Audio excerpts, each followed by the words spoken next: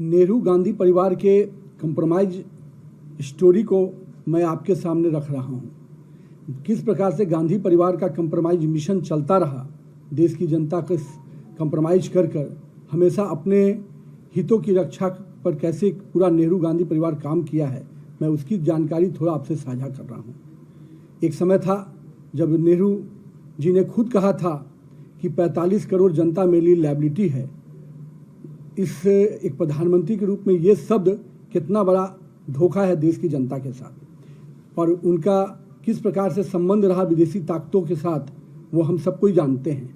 और अभी के जो बब्बर शेर बन रहे हैं, राहुल को भी आपने देखा है कि किस प्रकार से विदेशी शक्तियों के कठपुतली बनकर वो काम करते हैं। ये जो पूरा कांग्रेस परिवार का कंप्रोमाइज मिशन रहा है, इसके कुछ अंश आपके सामने रख रहा हूँ। इतिहास गवाह है कि नेहरू जी के सचिवालय CIA और अन्य विदेशी एजेंसियों के लिए किस प्रकार खुली किताब के रूप में था। 1954 में नेहरू ने किस प्रकार से बिना किसी रिवार्ड के तिब्बत में भारत के अधिकार को चीन को सौंप दिया, ये हम सबको जानते हैं। पंचशील की आड़ में किस प्रकार से अक्साई चीन का कब्जा मान लिया गया।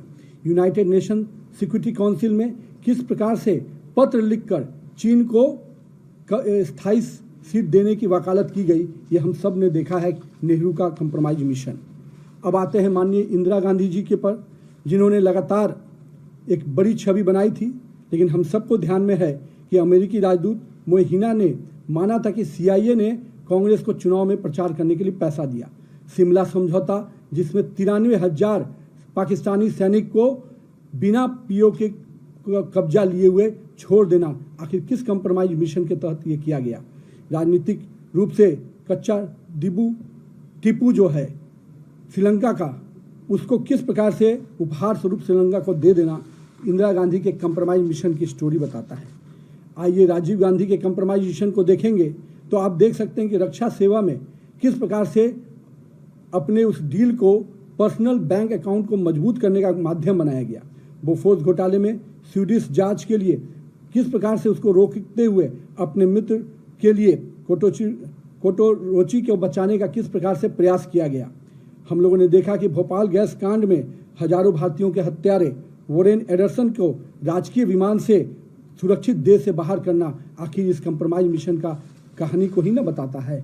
और इसके बाद सोनिया गांधी जी का, जिनका पूरा राजनीतिक अगर आप देख सकते हैं तो 2004 से 14 के बीच में नेशनल एडवाइजरी काउंसिल के माध्यम से सुपर PM बनकर समांतर सरकार और कैबिनेट का संचालन करना निश्चित रूप से कंप्रोमाइज PM का मिशन जो कांग्रेस का था उसको पूरा कर रही थी।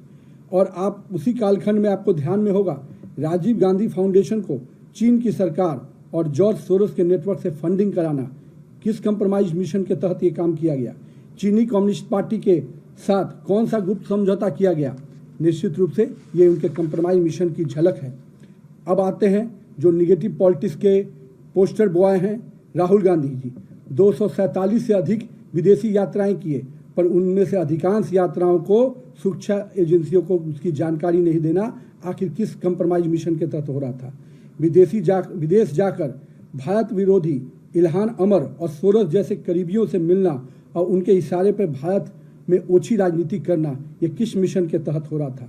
हम लोगों ने देखा था लद्दाख के सेंसिटिव बॉर्डर एरिया में भी किस प्रकार से साकिर मेराली जैसे विदेशी नागरिकों के साथ घूमना, जिसका पूरा कैरियर सोरोस समर्थित पूंजीपतियों के जो चीनी और पाकिस्तानी एजेंसियों का पैसा देने का काम करता है, उन एजेंसियों के साथ जिसका मिली भगत है, उसके लिए आप काम कर रहे थे।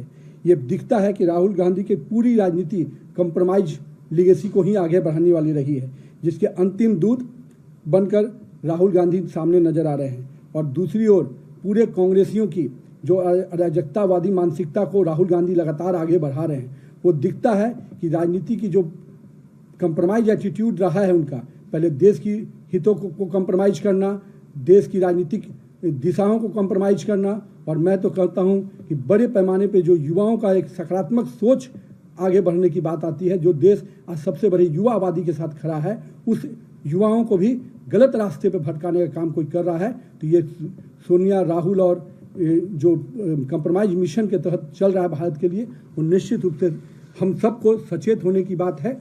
और मैं तो मानता हूं कि भारत की जनता इनके कंप्रोमाइज मिशन को समझ चुकी है। ये देश के हितों के साथ कोई भी समझौता कर सकते हैं। इसके लिए देश की जनता उनको भी आने वाले समय में भी सजा देगी, तब जाके इनको समझ में आएगा।